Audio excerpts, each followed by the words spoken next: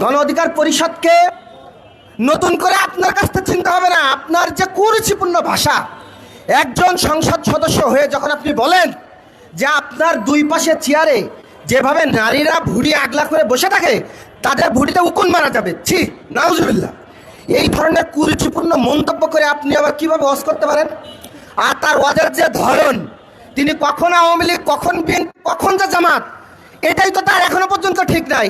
তিনি আবার জামাতের সংসদ সদস্য।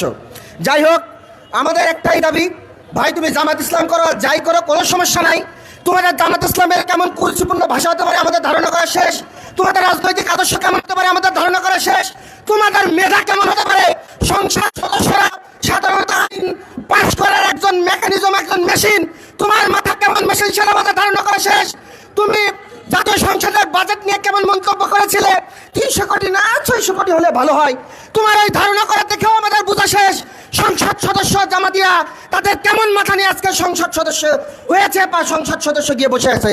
তোমাদের রাজনীতি, তোমাদের মাথা, তোমাদের ভবিষ্যৎ পরিকল্পনা, তোমাদের আচার আচরণ আমাদের সব কিছু বোঝা শেষ। 1971 সালে ঐতিহাসিক ভুল করে বসে আছো। 24 সালের এই 24-এর গণঅভ্যুত্থানে ভুল করে যদি আওয়ামী লীগ নিষিদ্ধ হইতে পারে, তাহলে ঐতিহাসিক 71-এর ভুল তাদেরকে কখনো ক্ষমা করা হবে না। তাদের ওই ভুলের কারণে এবং তার এই কুরুচিপূর্ণ ভাষার কারণে, তার মিথ্যা আচরণের কারণে তার সংসদ সদস্য বাতিল করতে হবে, এটাই আমাদের একমাত্র দাবি।